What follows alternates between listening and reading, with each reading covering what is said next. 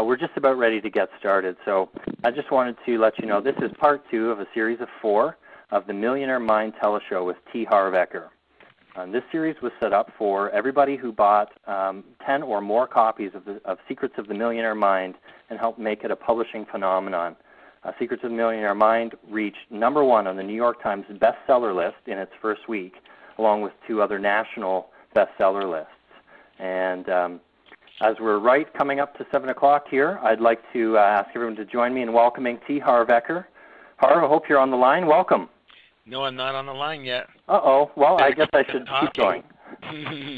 Hi, everybody. How you doing? Thanks so much, Paul. I really appreciate it.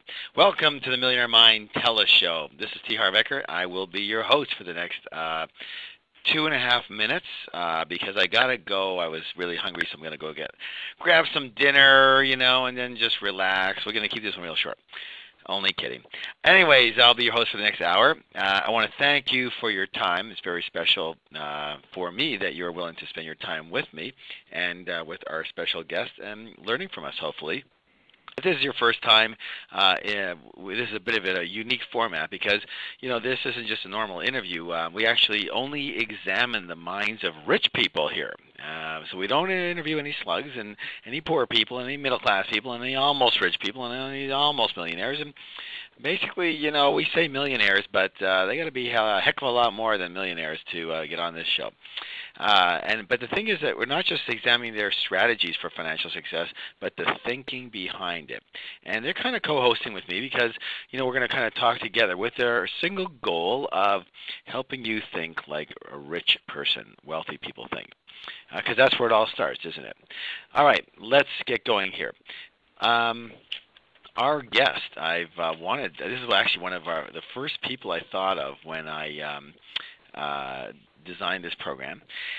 And I hope he's on. That would be really nice. If he's not, then I'll just kind of take over anyways. But anyways, he's got a 20-year track record of successful entrepreneurial ventures in tons and tons of different industries, ranging from telecommunications, information technology, event marketing, education, and broadcasting. He has founded and he built and sold more than a dozen different companies, including one named to Canada's fastest-growing company list by Profit magazine. He's received a number of citations and awards for his entrepreneurial spirit and success, including the Young Entrepreneur of the Year award. Actually, he quit university and started his communications company at the age of 21, and then he built it into a multi-million-dollar enterprise, selling the company in the year 2000 and taking it public. In that same year, he also founded and built and sold an internet-based company that went on to revolutionize the entire radio industry. Having sold his companies for more than a couple of $1 million several times, Greg has gone on to co-found and sell a major event marketing company also. And then in 2001, he turned his attention to real estate and heavy duty in real estate. And his real estate firm now owns and manages a massive, massive, massive portfolio of residential and commercial real estate. So again, these are the pieces in place, but the result is the same. Greg Habstritt, how are you doing, Greg?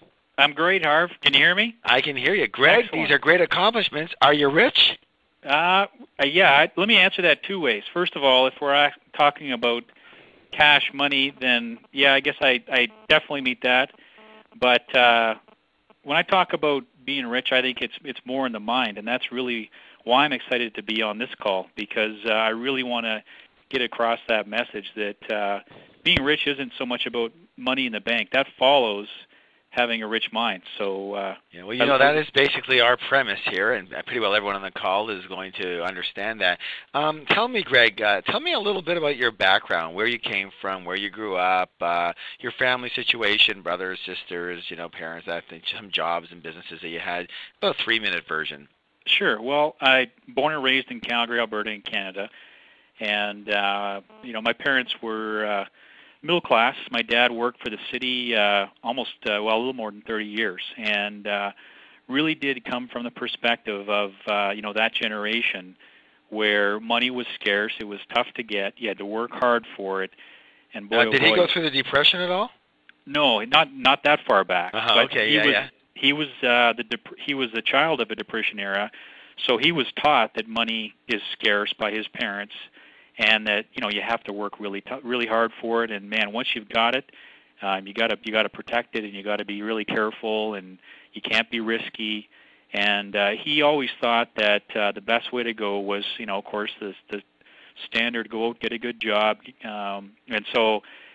That's what I grew up in, and I can remember many times I went to school at the particular junior high school that I went to was close to some of the wealthier areas in the city, and I went there because it was a bilingual program, because I was in French bilingual program, and so I ended up going to school with a lot of kids that came from a lot of money, and they always had the latest labels and everything else, and I can remember for a few years just pining for the ability to go and spend $300 on a pair of jeans, and at the time it was such a foreign concept to me, and I felt almost second class. And I love my parents dearly, and certainly wouldn't trade them for anyone. But when I was young, I do remember a lot of that. That money is scarce and it doesn't grow on trees, and all debt is bad debt. No matter what you do, if you owe somebody money, that must be a bad thing. Mm-hmm. And some of the things that I learned young at the time, there's a little lake that's not too far from here, about 90 minutes away, and it's sort of a summer cottage area. And my dad actually had 2 cottages up there, and he ended up selling them both and lost a bunch of money on them. And used to tell me, real estate is really risky, and it's hard to make money, and tenants are bad, and you're always going to get a tenant that's going to cause you trouble, because that's what happened to him. So a lot of the verbal conditioning that you had was around scarcity, risk aversion. You got to work hard, protect your money. It sounded very, very contained, basically. Not a very expansive type of mindset from your dad. What about your mom? What was she like? It's interesting. My dad tells me stories of when they first got married and were fairly young, and just as they were having me and my brother, and they owned. My dad bought a duplex, a side-by-side duplex, in an area of Calgary, and his plan was that they were going to live in one side and rent out the other. And of course, that property back then, I think he told me he paid $42,000 for it at the time. And now, because I know the market so well, it would sell probably in the range of about $425,000, $450,000 today. Mm-hmm. So we talk about that story, and he shakes his head looking back. But it's interesting because he wanted to rent the one side out and live in the other. But at the time, my mother refused to live in a duplex because she refused to have people know that she lived in a half duplex. And at the time, she was making the choice of what other people thought versus what was the smart thing to do. And how's that affected you in any way? I think to be quite honest, Harv, I almost feel guilty even making it sound like my parents did anything wrong, because I love them so dearly, and they tried so hard to pass on good values to me. And overall, I think they did a great job. Well, they're going to pass on what they passed on. They're going to pass on what they know. But the question is, what we're trying to get to is, see, everyone got a blueprint somehow. Me, you, and everybody on this call. The question is, what did we do with it, and how did we look at it, and in those files? And even though you have files that may be negative, what did you do with those files, and how did you look at it? So, your mom was definitely one of the things was what other people thought. Did that affect you at all? Has that affected you at all? Would you say that that's one of the reasons that drove you to success? I would say so, because I didn't like the feeling of wanting and being powerless to do anything about it. And when I was young, that's sort of how I felt. When I saw other people having the things, enjoying things that I couldn't have, or at the time I felt I couldn't have. So really what that caused me to do was start to look for ways that I could actually go and generate my own money. Partly because my mom and dad didn't have a lot of extra money, and partly they just... You wanted those labels then, huh? That's right. So it basically sounded like a little bit like, there's still a little bit of the provingness. And again, this isn't bad. Just is what drives people, because one of the things we talk about the Millionaire Mind is that, proving yourself, that whole arena of what other people think and proving yourself. And you even used the word earlier of I felt like a second-class citizen. Now, a person who doesn't care what other people think wouldn't feel like a second-class citizen because they wouldn't think that way. So it was very interesting because I had a lot of that proving going on myself, which we'll talk about in a minute. But literally, there's a lot of things that can drive people. But would you agree that you do need to be driven? Oh, absolutely. I think without the motivation, it'll never happen because there's so many times when you run into adversity. If you don't have a big enough why underlying what you're doing, I mean, you'll take the first route off the highway. I mean, that's human nature. And back then, my why was I want to feel like I'm as good as the rest of the people. Right. So in other words, what you were saying to our audience here is that, don't look at your situation and your motivation and whether it comes from fear or whether it comes from proving or whatever. You can still get rich either way. The only question is how happy will you be? So that's right. Especially along the way. So that's what we helped people learn is that don't discount what your rationale for your motivation. If you've got it, use it. Whatever it is for you, let it work for you. At the same time, do the work on yourself in order to make certain that you were eventually adding in that coming from joy and purpose. Absolutely. And back then, the motivation for me, like I say, was really to feel as good or equal or better and do what I wanted to do. And so what it motivated me to do at the time was actually start a couple of businesses while I was still in junior high. So the earliest one that I can recall that I would call a legitimate business was back in the early 80s when personal computers were just starting to come out, and what I came up with was this idea of a computer dating service for the junior high at Valentine's Day. So I talked to the school, got them to do it, and they basically what we did is handed out surveys to all the kids in the school, and everybody filled them out, and it was free to fill it out. And I took all those surveys and spent I slept about three hours the whole weekend between the Friday and the Monday. They filled them out on Friday, and then by Monday morning I had filled them up, put them all into this little computer program that I'd written. And basically what it did was went through and it took your survey and matched your answers against all the answers of all the opposite sex. And the idea was ultimately there was a list of the 10 top matches for you. So on Monday I came back, and this was a fundraising thing for the school. So we came back and we started selling the surveys. And of course everybody's curious who their matches are within the same school. And I split it 50-50 with the school. And I made several $100s at the time, and I just remember thinking, wow, this is unbelievable. You can just print money, make money out of magic. And that's really what whet my appetite for business, and so it started young. And so that's a good thing that hold on, you got to catch the phrases here because that's important. When you say, "Wow, like this is really simple," that this is really easy, you can make money like magic. So actually, looks like you went the opposite route of your dad, who constantly said, making money is hard. Making money is scarce. Now, if you would have bought into that, you would have never tried anything. But you went your own route. How many brothers and sisters do you have? I've got one older brother and no sisters. All right, so you're the second born. That's right. Oh, how perfect is this, Greg? Huh? You didn't know I was going to nail you on that, huh?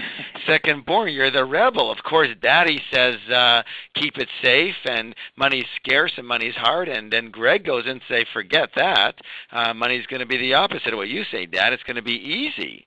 And interestingly enough, that's exactly what happened. Is that I would say that I'd venture to say that I'm probably as diametrically opposite to my father in almost every way that you can get, and there's a few exceptions to that. And I would consider myself very sensitive and emotional and generous, like he is. But when it comes to business and managing money, we are diametric opposites. And, right. Well, one thing is that you learned what you didn't want to see, right? You didn't want it for yourself. That's right. And being the second. Now, by the way, how's your brother doing? What's interesting is I would say he's as entrepreneurial as I am. I mean, he's been doing the same thing a little bit longer, and his goal isn't to build it into a massive program or company like what I've done, but I would say he comes from similar ilk in that he's very entrepreneurial. He originally became a paramedic. And he wanted to be a doctor, and he was working so hard at an overnight job at one of the grocery stores that he slept into 3 of his finals. and got kicked out of medical school. So he Thank decided goodness to for become that, huh? so he became a paramedic instead, and ultimately started a school, and he now teaches students the mandatory programs to become a paramedic in Alberta, and competes with the big technology Institute of Technologies here. It's an interesting story, but yeah, for sure. So, again, not the kind of story you'd expect from my parents. Well, here's the thing, you're going to either go exactly the same or pretty well the opposite, and you thank goodness you went the opposite. And again, you go back into looking at what you were conditioned for, what you were told. You're either going to buy into that or you're going to buy into the other way. And so everyone still has that right now.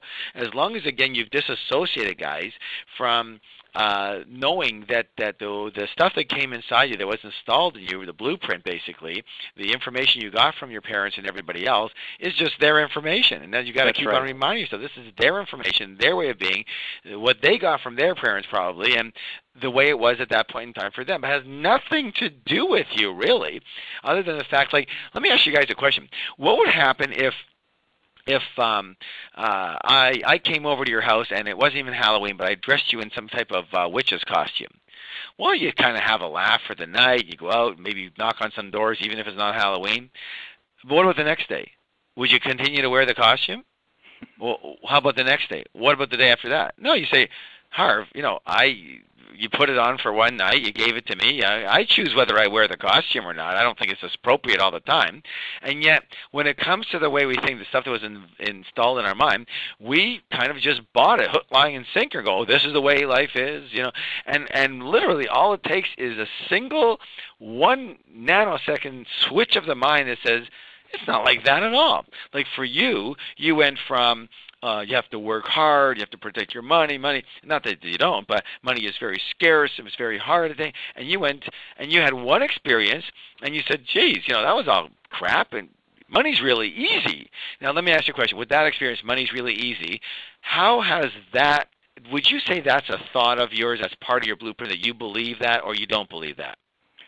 Oh, I would say absolutely. Now, through the experience that I've had, I would say that making money is very easy. In fact, it's one of the easiest parts of it. So tell me, what do you say to all the people out there who are struggling to, even make a living, let alone get their first 100 or 200,000 or $500,000 or $1 million?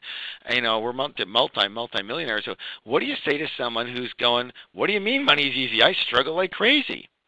Well, I know what makes it easy? It's hard to see the opportunities out there when you haven't tuned into being able to see them. But I guess the simple answer I would say is get over it. I mean, there's so many opportunities out there in the world just waiting.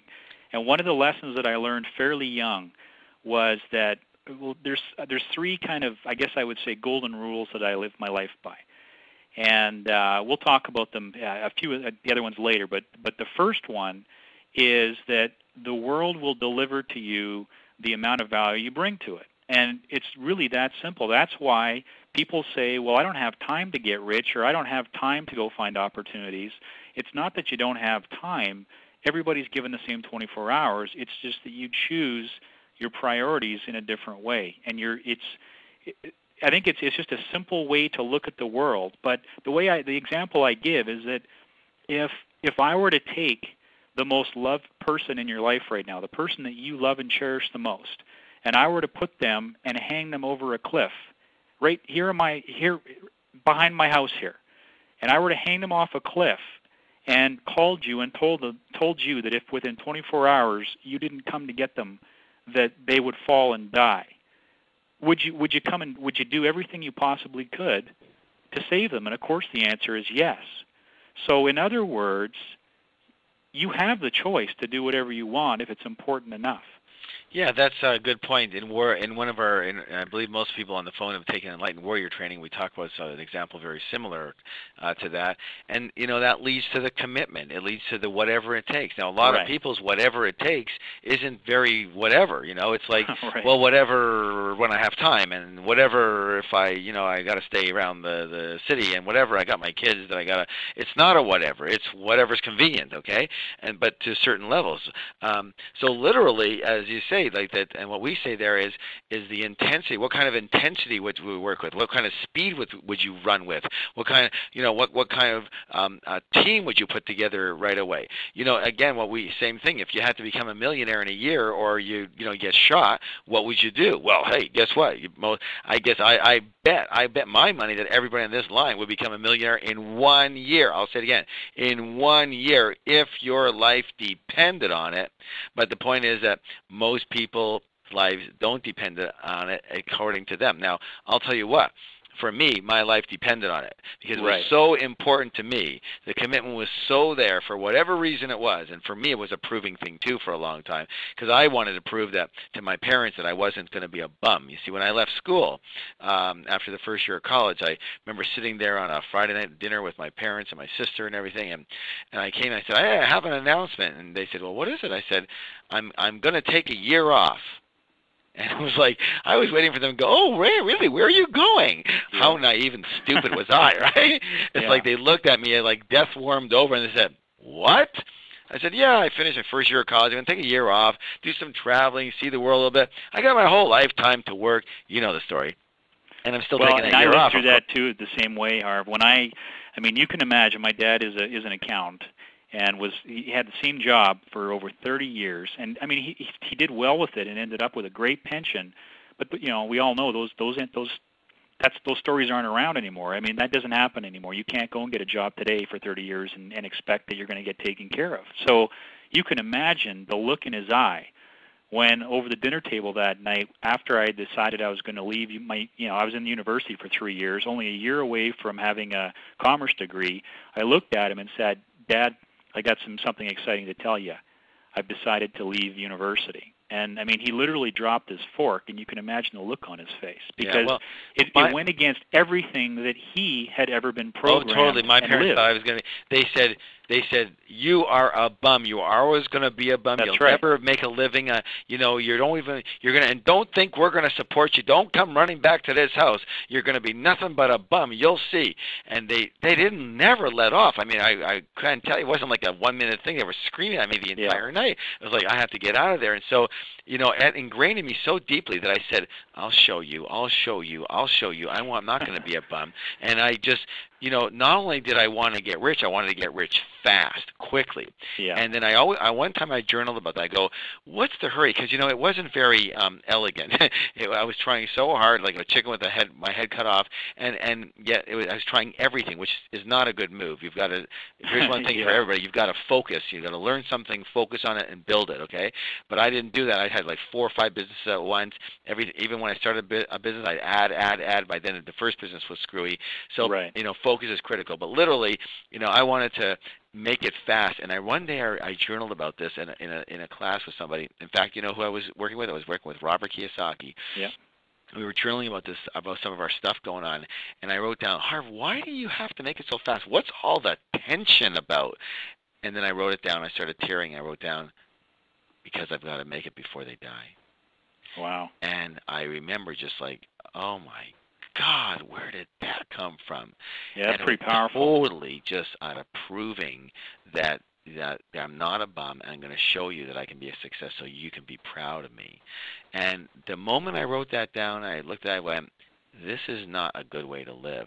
If I'm going to make it, I'm going to make it because of what I want and what I need in my life. And if they enjoy that and if they can be proud of me, that's great. But I've got to, get the stress out here, because a lot of people, they're in total stress, and it's like it eats them up from the inside. And so, you've got to do whatever it takes, but you can do it with a smile, and you don't have to prove anything to anyone, including yourself, but just take the actions and do what you need to do. Yeah, absolutely. So let's get to a couple of other things here. So tell me, what would you say was the biggest turning point in your life thinking-wise again? Wow, that's a good question. I think for me it was a little bit more of a progression, going through school, making some of the, starting that first business and realizing, wow, this is great, but still at the time being resistant to the fact that I could just go out and make money and print money, and because of all the programming that I had at home. But it was like there was this entrepreneurial spirit in me that was stronger than the programming. And I think I'm fortunate because I don't think that a lot of people, that a lot of people don't end up with that kind of an entrepreneurial strength in them. And the thing I have to say about it that's ironic is that had my dad not been the way he was and been protective of capital and very safe those many years, he ended up providing the financing capital for the one of the big businesses that I ended up building and selling. And if it weren't for that, I mean, if he was out there and kind of a gambler investor and didn't watch his money and didn't have the money, I certainly wouldn't be where I am now. Well, I don't know about that. You'd have a $420,000 house instead of a $42,000 house type of thing, right? Yeah, well, that might be true. Yeah, you got to have that balance going. So let me ask you this then. What specific kinds, again, what do you think makes you different than most other people who are not doing as well financially? What kind of thoughts run through your head that you believe make you a financial success? Like the kind of thoughts you have on a daily basis as things are in front of you. What are those thoughts? Give us a couple of thoughts that consistently run through your head as during the day as you are doing your business that you believe say, this is why I'm successful because I think this way. What is it? Yeah. Well, like I was saying before, there's three things. I don't even have to think about it, Harv, because there's three things that are constantly in my mind as it relates to wealth and growth and having a spectacular life. And number one is accountability. I would say that if I had to boil down my success to one thing that I could tell people that's the secret, I would say that it's accountability, and that means taking responsibility for anything good or bad that happens in my life, because I'm a very strong believer that you make your own luck, and that luck is the intersection of opportunity and preparedness. And one of the things that I hear in people's language all the time, and it absolutely drives me crazy, is when something happens and they're either unwilling or unable to accept accountability for it, even though they should be. And that just drives me absolutely constantly crazy. Looking at the outer world versus what their arena is. Guys, remember this. We talk about accountability, of course, in a lot of our programming and in a book even. And so it's you want to remind yourself 1,000 times. If you could do it every single day about these principles, it would be helpful for sure. But realize again, every moment, not every day, every moment of every day, you are creating that moment. You're creating it by A, what you put out to the world, and B, how you respond to what the world gives back to you. So remember this. One is what you put out to the world is what the kind of energy you're putting out is the kind of energy you're going to get back. And number two, the way you respond to any energy that's coming your way will determine that energy that goes out again. So it's this cycle. And again, those of you who've done our wizard training, you know that it's all about the energy you're putting out into the world. And you have different kinds of energy you're putting out. But a lot of it has to do with your thoughts, your feeling energy, and your action energy. So three energies again: thought energy, feeling energy, action energy. Those are three things that you have complete control of. And these are like your soldiers going out into the universe, into the quantum wave, and bringing back either good stuff or crappy stuff. And every moment, it takes a while for it to come sometimes, but every moment you are doing any thinking, feeling, or actions, you are putting energy into the universe, and I promise you that will be reflected back to you. Does that make any sense at all? Well, Harv, I totally agree with you. And like I say, these aren't things that I have written down somewhere that I go to once a month when I'm reviewing goals, or even when I'm looking at my daily goal list and to-dos. I don't look at it and say, oh, geez, yeah, what today do I need to be accountable for, or what happened yesterday that I need to think about?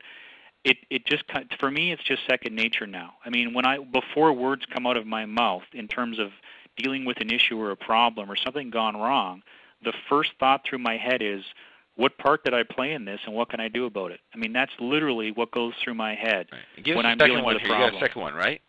Yeah, so the accountability, I would say, above all else, is probably the first thing that has led me here so far. The second thing would be the concept of focus. I'm very, very focused on when I'm doing something, I'm focused on it. When I'm learning something, I'm very focused on it. And focus is, and you alluded to it earlier, focus is tremendously important. And that kind of, this is all common sense, I guess. It's not rocket science. But for me, when I finally realized that trying to run 15 businesses all at the same time doesn't work, I finally figured out, you know what, I got to pick one pony, train it well, and it'll win some races. And that's really, that's the second part of why I think that is a huge concept, because everybody needs to hear this again. Focus, focus, focus. Remember, real estate's location, location, location. With success and everything is focus, focus, focus. Can you imagine Tiger Woods being where he is today if he spent, a tenth of his time golfing, a tenth of his time bowling, a tenth of his time playing football? No. Okay, the guy played golf every living breath. Okay, that's why he's that good, all right? He focused. Now, I got to tell quickly the story about what happened for me. I was living in Fort Lauderdale, Florida. I was in a business, a small business. I was in the jewelry business, actually, and selling certain lines of jewelry to retail stores. So I was doing okay. I wasn't doing any great shakes. I was still broke at the time, basically. I was making maybe $700-800 a week, not that much. And a guy comes up to me, he says, hey, you know what, you're saying you're going around to these stores and everything. En route, why don't you take these hats? Because these hats have nothing to do, they won't conflict with your jewelry. You're already on the road. Take these hats, they're kind of like really cool novelty hats, and sell them to the variety stores, the gift shops, and stuff like that. Take on this line. You'll make yourself double the money. I said, you know what? 2 + 2 = 4. You're right. I'll do it. I took on the hats. Then about a week later, another guy came up to me. He had different kinds of T-shirts, a new T-shirt lines. They were kind of competed with Hanes. They were kind of an upscale type of thing. He says, well, you're on the road already. Take that. Yeah, I told him I got hats, I got jewelry. He says, take these with you. You go by this store, you go, oh, yeah. So I took those with it. And then finally, I ended up with something called gravity guidance boots, Greg, the ones that American Gigolo, remember the guy, Richard Gere, upside down. And thank God that one led me to my fitness business in the end. But I took that on. And you know what? I had gone in literally a month from one line, making $700-800 a week, to 4 lines, losing $200 a week. Yeah. With no time, I wasn't eating at all. I looked completely white, even though I lived in Florida. From the standpoint of I had no tanning. I mean, I was just blank as a ghost, and I'm going, what happened here? Well, I don't get it. I should have been earning 4 times the amount of money, and I'm losing money now. And you're only losing $20 on each deal, but you'll make it up in the volume. Right? That's right. Yeah. So exactly the point we want to stress to everybody here. Greg and I are telling you about probably could be the most important point you've ever got, and that is focus, focus, focus. Because what I did, my thinking, my broke thinking was saying, security. If this other one doesn't work out that well, at least I've got this other thing in my back pocket that I can go to. Do you know what I'm saying? And I think so many people have that going on. They're going like, well, here's my primary thing, but, that's really what I'm going for. But if it doesn't work out, I still want to have this. I have this in my back pocket and this in my side pocket, and I'm doing a little bit of this so I can have this just in case it doesn't work out. So there's one thing about the security. And the other thing I have to mention, and I've mentioned it before, I'm going to remind you, is this thing around multiple streams of income. Yes, do I believe in multiple streams of income? Abso-frickin-lutely. No question about that. But one at a time, my friends. Yeah. Most people say multiple streams of income. They get into real estate, they get into this, they get into that, they get into this, they get into this. They write a book, and what are they doing? Nothing. How much money are they making? Nothing. You got one arena, okay, like you said. Take your one pony, train it well, and then systemize it so it can run on its own, and then you have the right to move to the next arena. Now, even in real estate, it's something whereby, real estate is a great thing for people who have a solid situation here to move into, either as a completely new arena and get into different facets of real estate, or as a part-time thing. We're not saying don't do part-time things, but if you've got situations where you have your hands in 3 or 4 or 5 pots and you're not making money, that's why. That's why. Yeah, absolutely. Pick one pony and train it. And I think the key is you pick a pony, you train it, and you master it.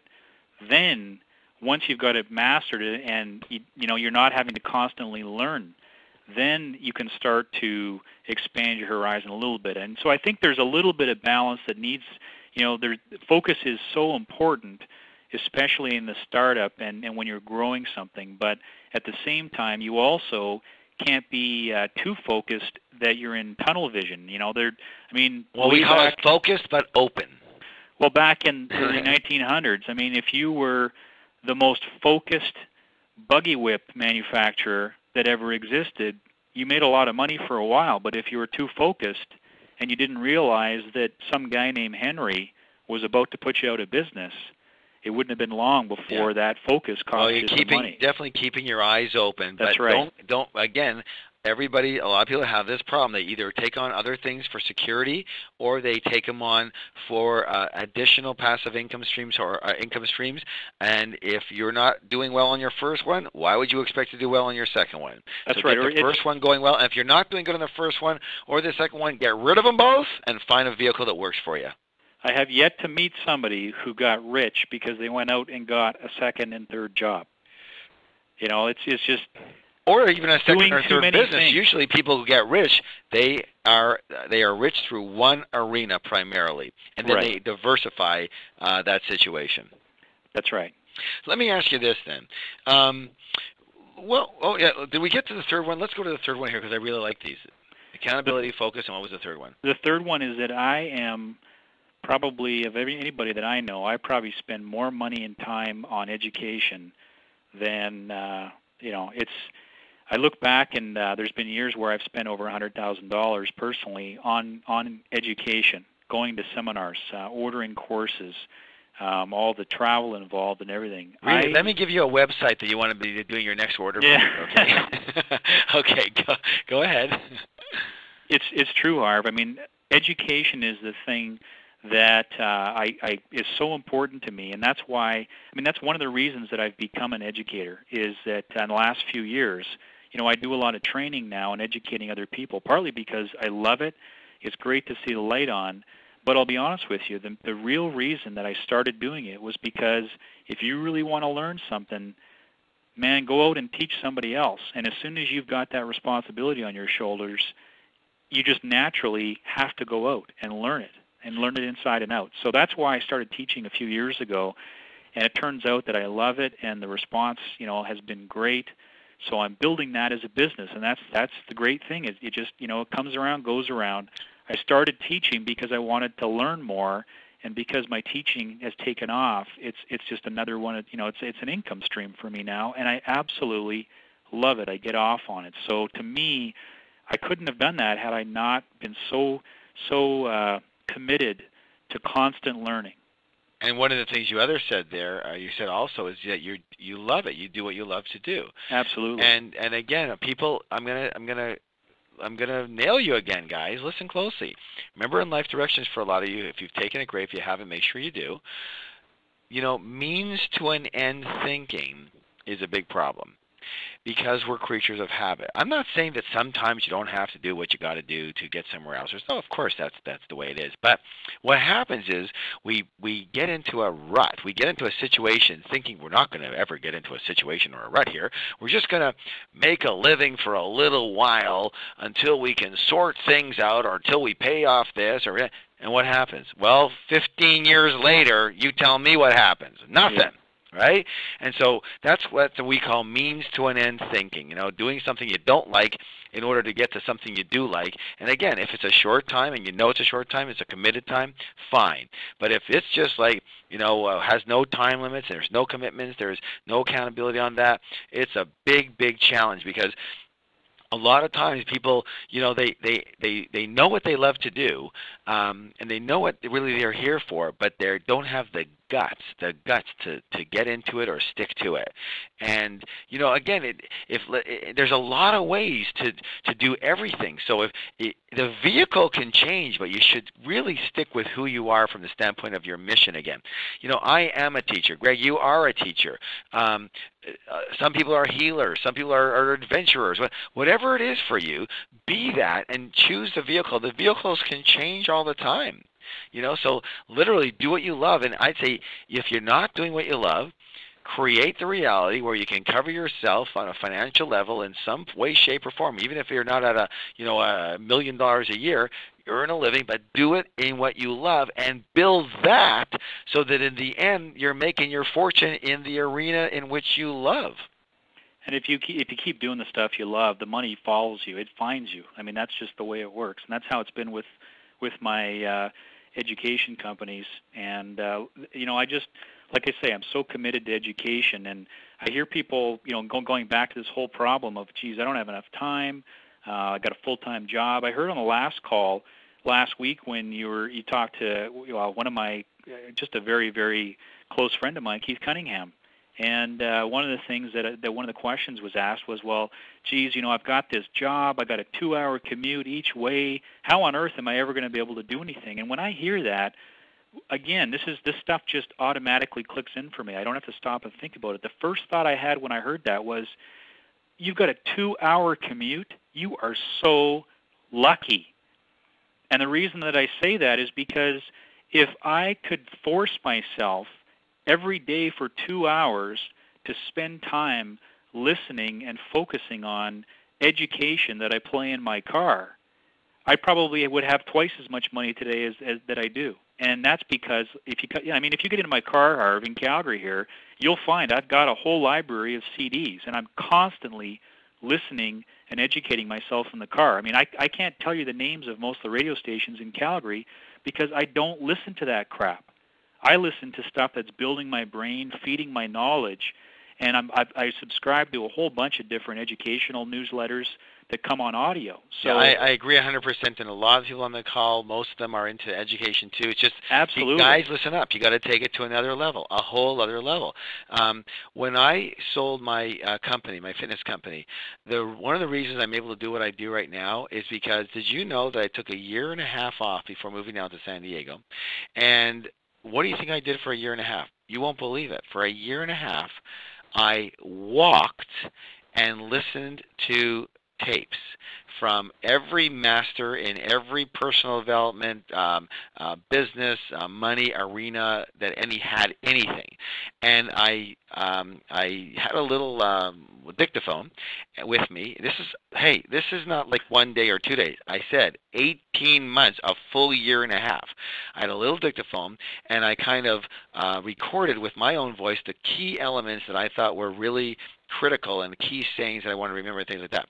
Then what I did, believe it or not, is I actually had someone transcribe all the tapes and then put them into a certain order for reference.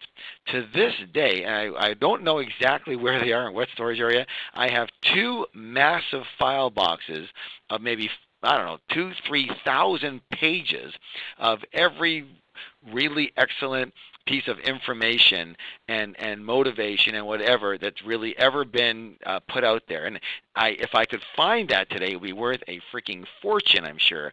But it was worth a fortune in my mind, I guess, because before that, again, I did okay. But remember, I started losing my money. And after that, things began to change. So you're on the right track. Every single time you're with Peak Potentials, with us, with anybody else, if you're learning from them, you are doing the right thing. You invest in 2 things. You invest in things that can go up in value, hopefully, assets, and you invest in education. That's financial. They will both come back to you 1,000-fold over. And Greg and I aren't just saying this because we're educators. But why do you think we're educators? Because it works for us. Hello? Absolutely. I mean, Harv, anybody that comes to my office, I'll take you upstairs. I own an office building in Calgary, and I'll take you to my office upstairs. I've got a library, and it's jam-packed. One of the walls is lined with bookcases, and literally there are hundreds and hundreds of books and courses and CD sets and tape sets and games, you name it. I mean, and I credit, like I say, that's one of the 3 things that I absolutely think of every day, and the reasons why I think I am where I am. And well, thank you. Those are critical. 3 excellent ones. And let me also say to everyone here, just on that note, if you're not a Quantum Leap member, sign up for Quantum Leap. I mean, just get committed. I'm not trying to sell you anything. I could care less really from the standpoint of financial. But it's very obvious that people who do Quantum Leap, everyone I've ever met, they've transformed themselves, their business, their lives, their money, everything transforms in literally 3 years. And if you're not willing to invest in yourself, that's okay, but don't expect much different. Okay, it's not going to make a big difference. So Let's go to the next question here, because it's really important. We've all had obstacles in our lives, and we all have obstacles in our lives. I want you to give me an example of how you handle obstacles that come your way, and what's your thought process when a challenge comes to you? What's your thought? Something happens, it didn't go well. What's your thought process? Well, it depends on how serious the issue is. If it's something that, for example, in some of my businesses, I've had a situation where I had a business partner and thought that the business, wouldn't survive if it wasn't for both of us being there. And one day the business partner comes in and sits down and says, "You know what? I've been thinking about it, and I'm going to be leaving." And the feeling of your heart just sinking and jaw dropping to the ground. And then I can remember that happened to me one time, and I walked out into the park and sat there and thought about it, and for about 5 or 10 minutes I felt like the world had just came crashing down on me. But what I started doing was saying to myself, okay, well, what's the worst that can happen? And that is a really powerful question to start asking yourself, because what you do is you ask yourself, okay, well, what's the worst that could happen? Okay, well, my partner left. Okay, well, then what? Well, if he leaves, man, I'm not going to have any salespeople, and I'm going to have to do it myself. I'm already working too hard. Okay, well, then what? Well, I don't know. Either I have to shrink the company down or maybe try to hire a salesperson. Okay, then what? Well, the sales go down, and, geez, maybe this thing isn't profitable anymore, and you just keep asking that iteration of, okay, well, then what, and then what, and then what? And ultimately what it gets you to is realizing that it's not the end of the world. And so for major things like that, I find that's a really excellent tool to use, because what you'll realize is eventually you're not going to die from it. That's the end, is okay, well, I have to shut my business down. Then what am I going to do? Well, I'll go out, and if I have to, I'll start another business, or I'll find another partner and get some joint venture capital and start another thing. And okay, well, then what will happen? Well, that business, geez, maybe it'll grow faster. And if I just borrow the money, I won't have any partners to have this happen again. Well, then what will happen? Well, man, then I can build this business up, maybe make it super successful, and end up selling it. And that's the irony of that story, is that's exactly what happened with that business that I grew. And I did have a partner in it, and they left, and I thought it was the end of the world. And it turned out to be the best thing, because, the truth is I bought their shares back from them for about 1/25th or 1/30th of what I ended up selling them for 2 years later when the company went public. So excellent. I like that. I think that's a great point for everybody. Again, write these things down. Again, in Warrior, we talked a little bit about it. What's the worst that can happen? In other words, expect the best, accept the worst, and go for it. That's so right. Literally, but I like the thing that you're adding to this right now that's very important is to what I call it counting it down, or bringing it down, which is bring it down to its root essence. Because when we're all upset and everything, it's all fear-based, right? Right. So what's the worst that can happen is a phrase that allows you to get to the bottom line fear, and it starts to decompress that energy that you've got. Oh my God, what? This is going to be terrible. And then you go, okay, well, what's the worst that can happen? Well, like you said, this or that can happen. Well, then what do I do? And what it does is that those questions move you eventually to action. That's right. So you start off with your fear, which is a really, really negative energy, and then by the end of that questioning, what's the worst that can happen, and then what, and then what, and then what, and then what, and then what, eventually, especially if you've trained with us at all, you're gonna know how to bounce back. You're gonna come to an action. And I think it's very, very, very important to do that. Thanks for that, Greg. I really appreciate you bringing that up. All right, let me ask you this question. What would you say is your most positive trait, would you say? Your most positive characteristic or trait, the one that you think brings you the greatest success? Well, that's another good question. Man, these are hard questions, Harv. I didn't think I was going to have to do too much thinking on this. Well, don't. Just kind of spit it out. What I would say the answer that jumps to my mind is probably vision, in that I feel like I've got a talent for being able to identify underserved or untapped opportunities in the market. And it goes back to my constant thinking about things from a perspective of what value do I bring to the marketplace. And it's like I said before, the difference between the guy when I walk into a fast food store and order a burger, the difference between that person and the person who, I pay $500 to get legal advice from, or the difference between me. Everybody's got the same amount of time. It's only a matter of what value they're bringing. And, that's the secret to me, is bringing added value so that the market will give you back what you bring to it. Yeah, just one of the things like we you say, bringing energy yes. to the world, and it gives back. And I think my ability has been to identify opportunities and then create value in a way that allows me to put money in my pocket. That's, the people will pay me for the value I create. Right. I think, plus, I know what you do, and I know that you're a huge real estate mogul and basically have built this company to a massive success, and now, you teach other people how to do it step by step, which is, awesome of you to do that, because, you're one of the purest and simplest teachers of this that I've ever met, because, you do it, and you do it every day, and that's how we know each other, isn't it? That I try to be in one of the lineups to be one of your investors and try to get my money in with you, and you're going, well, okay, well we have too many earned, this one, maybe this one, maybe this one, and I've been trying for a while, but thanks God we've been looking for. Now we're looking at doing it. So literally, that's probably a key element, that you are good at looking for underdeveloped or untapped markets and bring value, because that's one of the things you always say to me. It's because guys, you don't know this, but I use Greg as my real estate consultant, and so everywhere I'm looking at buying, whether it's Florida or Texas or Hawaii or Calgary or Vancouver, I always call Greg and go, Greg, what do you think about this? And here's his famous words: Harv, you're buying retail. I'm going, okay, well, thanks a lot.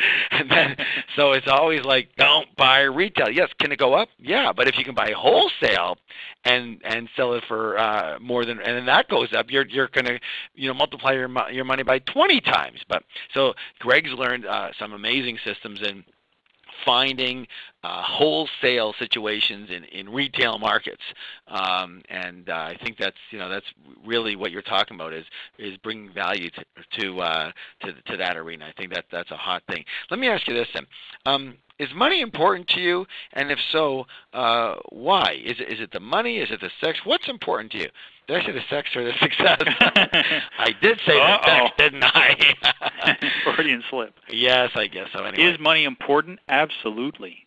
And anybody that says it's not, I can't help them. I mean, let's face it. Money is important, because that is, whether you like it or you hate it, the fact remains that money is the scorecard that the world uses. And it's the way that, to me, it's not the money. I don't get excited about looking at a bank account with 6 or 7 zeros, or, looking at, I'm going to do this deal and make all this money. It's not the money that goes through my head. It's the things that I can do with the money. That's what it's all about for me. I mean, money, to me, certainly doesn't buy happiness, but what it does is it removes a lot of the barriers between you and the ability for you to reach happiness. That's the way that I look at it. And so, I mean, basically I'm not saying you have to have money to be happy, but, let's face it, it sure makes it a lot easier. Yeah, absolutely. So in talking about that, let me ask you this. What would you say, again, let's just kind of quiet it down here for a minute. It's the end of your life. You've had a great life. You're kind of sitting on your porch, and you're in your rocking chair, and you don't have a lot of time left, and you're reflecting back on your life, and you're saying, if I could just give one secret of financial success to pass along to the world, just one, not 2, not 5, just one thing that really, really worked for me, what would that be? What would I tell my son or my daughter about financial success? Well, it's good to kind of cheat because I've already told everybody a lot of really good things already, so I don't have to, But at the end, I think what I would say is that, and we talked about this earlier, is that, you know what, your life doesn't depend on money. Your life doesn't depend on making money or becoming a millionaire. You're not going to die if you don't become a millionaire. But living a spectacular life does. And I think that's critically important.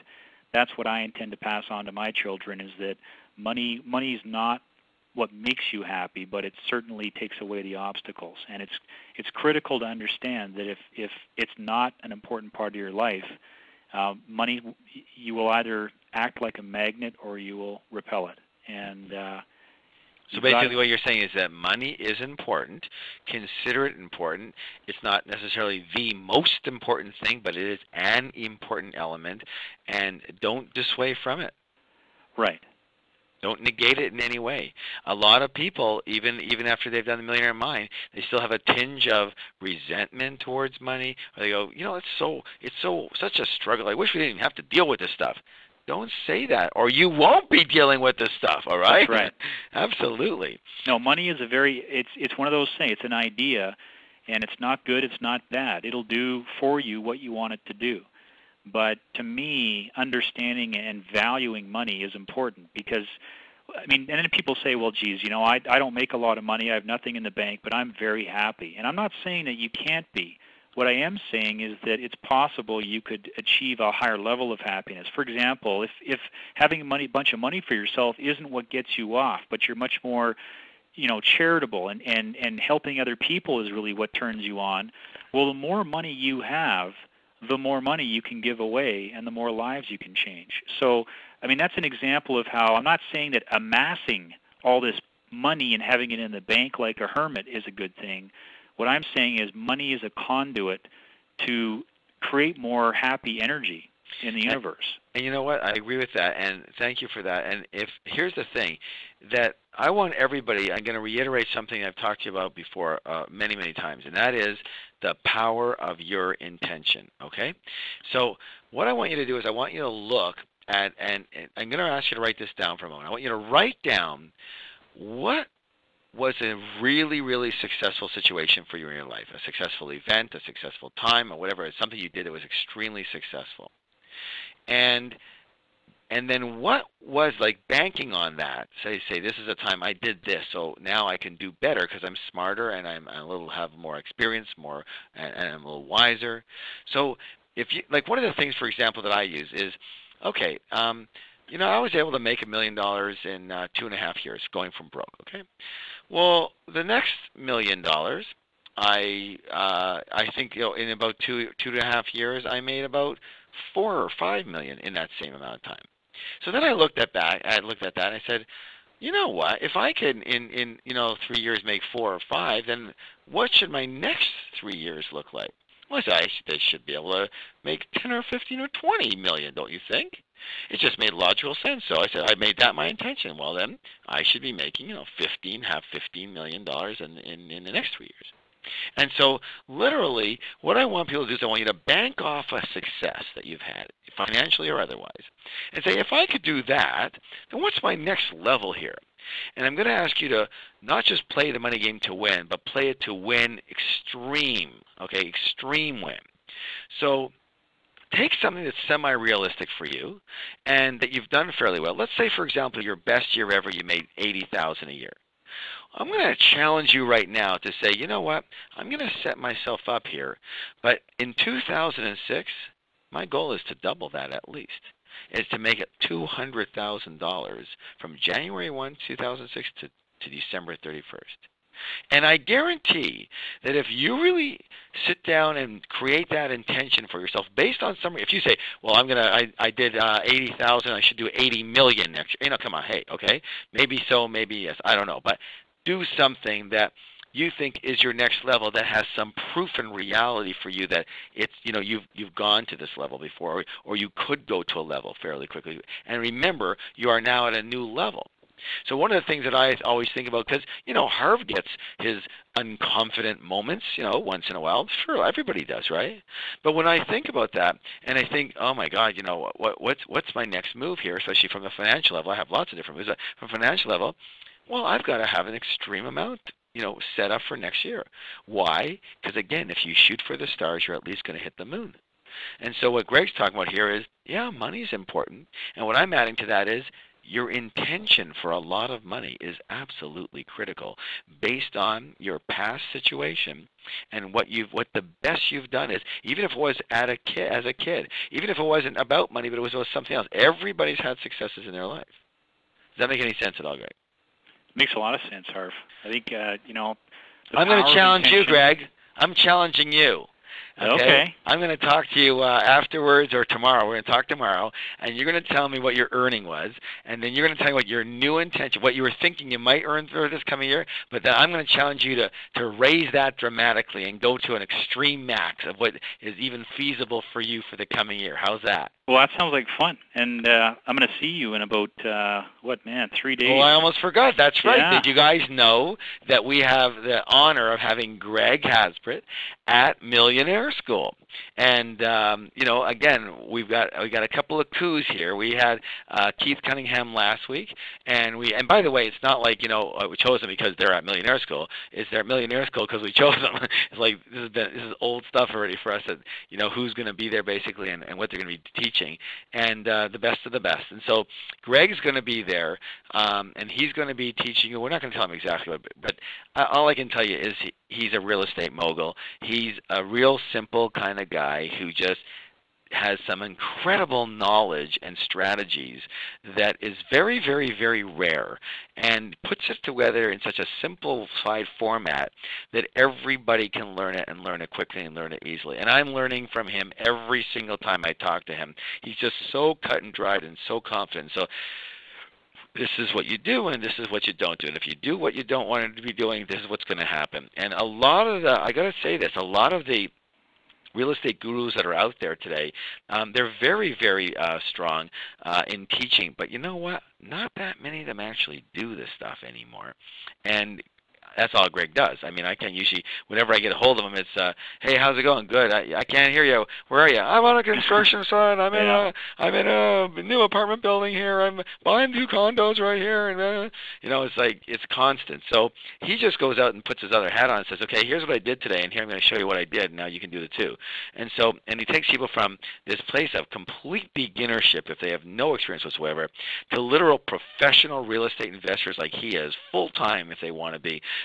In every facet, whether it's and this is what's good about it. You don't want to just know one arena. Would you say so, Greg? Would you say that's a critical thing, that if you're going to take an area, master it like you've mastered real estate, where you're saying, okay, if you ask, Greg is an expert at literally almost every real estate methodology going. I know you're not going to toot your own horn, but would you say that that's helped you find opportunity after opportunity after opportunity, no matter what the market is? Yeah, I think the key to real estate, and I don't want to get too far off on a tangent for you, so I would say the key to real estate is understanding that you can't just take one strategy and apply it in every market. And that's one of the things we're going to get into quite deeply in Millionaire School, is understanding that real estate investing is like owning a toolbox. I mean, if all you own is a hammer, everything looks like a nail, and not everything, if you try to hammer a screw in, it's not going to work very well. And that's what I see a lot of people doing, taking one strategy, going into the market regardless of what's happening in it, and trying to apply this strategy that won't work. They lose money, they get all mad and say, you know what, this real estate stuff doesn't work. So I absolutely believe that what you need to do is understand the fundamentals of real estate that do drive every real estate market in the world. Well, remember, I was asking you about the bubble, and you remember, I remember I said, hey, don't you think there's a bubble there? And I remember you even laughed at me. You said, listen, you laughed and you said, bubbles are for people who don't know anything about real estate or investing. And it's true, Harv. I mean, it drives me crazy, in the national newspapers and everything all the time across North America. It's the, quote, the real estate bubble. And you know what? There's no such thing as the real estate bubble. And that's one of the topics I'm going to cover in Millionaire School and give people all the tools to figure out, is the market I'm in in a bubble, because there are bubbles, but there's no such thing as the bubble. Yeah, so, you don't have to be in that market. Of course, you can be out of it. And you can find an arena where not just location, but an arena or a strategy that is not even close to a bubble. It's just beginning to hit its peak. Well, listen, Greg, you've been totally awesome. I really appreciate you being on and taking your time. I know your time is extremely valuable. Like I said, every time I call you, you're in some real estate situation and going, I can't talk right now. I'm in the middle of a deal. I'll call you back in 2 hours. But so I really appreciate your taking the time. And usually this is the time, too, isn't it? It's in the evenings when I try to reach you. Go, no, call me in the morning or something like that when I have no appointments. So I look very forward to seeing you next week. That's going to be fantastic. Also, let me, for everybody right now, here's what I want you to do. I want you to review the lessons. Let's talk a little bit about some of the lessons we learned today. So write some of these down. One of them is that you absolutely have to be self-motivated. You got to have motivation. You cannot, because motivation is your engine. You've got to have a reason for going out there and becoming rich, okay? You can't just say, well, I'd like to do, okay. I got to have a reason for it. Number two, one of the things Greg said is that making money is easy. And that's a great attitude to have. And just like adding value is easy. See, money comes from value. So adding value to people's lives is easy. I would think most of you would agree with that. So let's say it. Adding values to people's lives is easy. Therefore, money making is easy. All right. Some of the rules that we talked about here, that the world will deliver to you exactly the amount of value you bring to it. And we talked a lot about whatever it takes, literally doing whatever it takes. Remember, Greg said, if someone you knew was being hung over a wall and you had an hour to get there, you would do it. As I said to you, if you had a year to become a millionaire or you'd be shot, you would do it, okay? What are you doing? What is your level, your intensity of working and getting it done? We also talked about accountability. Also asking yourself, what part did I play in this situation, whatever it is? And we talked about, again, thoughts, feelings, and actions being your energies that you're putting out to the universe and what you're getting back from those. So watch your thinking, observe your thoughts, observe your feelings, observe your actions. If you don't think that your thoughts, feelings, and actions are really, really positive, you don't have to wonder why you're getting negative results, okay? It's pretty simple. You're going to reflect back to you what you put out. The other thing that Greg talked about was focus, and we talked about making sure that you, what was the line you used there about the pony? Greg, what was that pony line? Well, it's about picking a pony, training it really well, and that pony will win some races for you. Excellent, good. We also talked about spending your money and your time on education, and we talked about and to another level of where you're at right now. We also discussed doing what you love and the importance of that, and not using means to an end thinking. I'm going to do this for a while until I get that. You know what happens? You waste 2 years, 5 years, 10 years, and you're still doing it, aren't you? Again, the other thing, this was a huge one here. I love this one, Greg. We talked about this, which is when you have an obstacle, and when the X hits the fan, to make sure that you're saying, what's the worst thing that can happen? And get down to the bottom fear. And then what? And then what? And That's then right. what? And that will eventually lead you to what? To action. So what's the worst that can happen? Keep on bringing that back down to its root. And then what? And then what? And then what? And each of those is going to bring you to another action. Greg said that vision was one of his critical traits. And what he meant by that was he's good at seeing untapped opportunities in the market and identifying would you call it either undervalued or or untapped opportunities? Yeah. Yes, absolutely. And you gotta develop. Would you say, Greg, you have to develop an eye for that kind of stuff? Yeah, I think it's something that is definitely a skill that can be learned. You know, one of the things I teach in the Guerrilla Business program is this one. I'm going to give it to you for those who are still coming. Listen closely. Write this down. Look for problems. Look for problems, because if you find a problem, you found an opportunity at the same time. Does that make sense, Greg? Oh, I couldn't agree more. Most people look for opportunities. That's stupid. How can you find go? Where's an opportunity? There's something that creates the opportunity, and what creates an opportunity is a problem.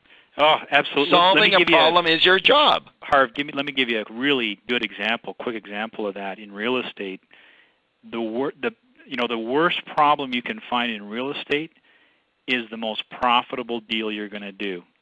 Finding, for example, a landlord, a bad, poor, burnt-out amateur landlord, that is the best thing you can find because it's somebody's nightmare problem to deal with. And I agree. Again, we don't want to say this because this is I'm not doing this personally, but did you know that there is the hottest real estate market in the world right now? Do you know where it is? New Orleans. Yeah, unfortunately. Absolutely. People are going in there and they're buying it for pennies and as much, whatever they can get, because in 10 years, because after problem comes what? No problem.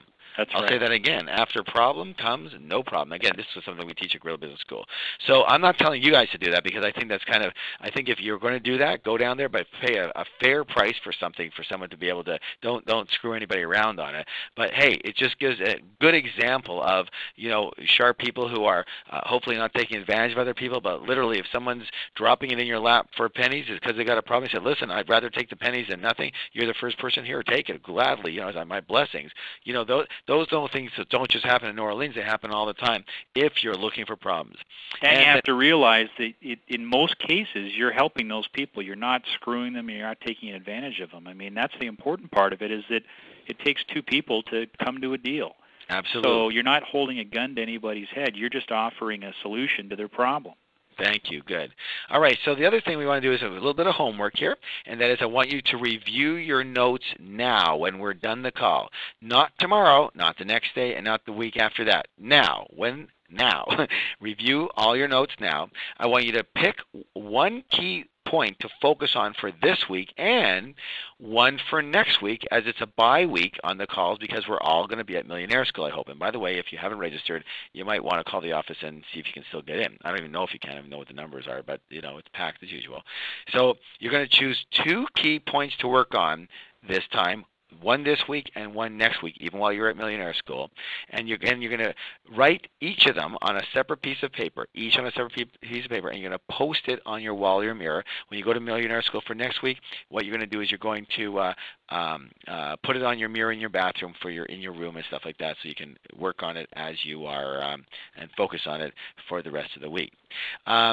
Next week, we have a bye week because we're at Millionaire School, as I said. And the week after, we are back with you. And we are back with a billionaire. I'll say it again. A billionaire with a capital B. And his name is... Oh, you thought I was going to tell you the name, didn't you? Nope, you're going to find out when you're on. But the billionaire part is accurate.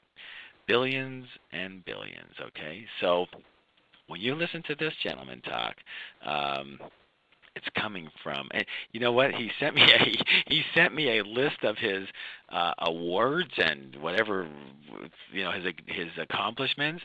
I had to change paper in my freaking printer, okay? I'm not kidding. I said, did you expect me to say all these things when I introduce you? That'll be an hour and a half, and unfortunately the show's only an hour. So, no, this guy is the real deal. And some of you will have heard of him, I'm sure, and some of you won't. It depends on what circles you run in. But talk about in fact, just so you know, a little while ago he was. I'm not sure if he's up or down from there. The 25th richest person in America. Not bad, huh? Okay, something to learn there. So. Anyways, I want to thank you all for your time. You guys are awesome as usual. I love you very, very much. Thank you all for your support. I look so forward to seeing you, and I thank you all for your willingness to learn. And again, even if you heard certain things before, the reason you're on this call and we're on this call right now is it's serendipity, okay? You were meant to be on the call to review certain lessons, and you can't review these lessons enough. You don't have to wait for, guys, don't think, I got to hear the newest magic pill every time. No, it's not. There's only a certain few principles that are real and work, and you've got to be reminded of those principles and put them to use in your life, these few principles, and that will do you far better than hearing the latest, greatest magic pill and new different thing every time. I hope you all get it. Greg, thank you so much for your time. I really appreciate it. I'm looking so forward to having you teach the guys up there. And just so you know, guys, Greg's on more than once because he's got so much to teach that he's going to be on a few times, and he's going to teach different elements of how he makes money in the real estate market today and any market you choose. He can tell you how to make money in it. Okay, so thank you so much, Greg. Not at all, Harv. I loved it. It was a lot of fun. I'm very excited to see you in Las Vegas, my friend. Hey, thank you so much, and I'll be hitting you up for some more advice on what's hot and what's not. And let me just see here if I can get everybody on the call. I'll try to mute you out. I'm technophobic here, but otherwise I'll say goodnight right now, and let me say goodnight to everyone. Everyone say goodnight to each other. Here you go. Good night, everybody.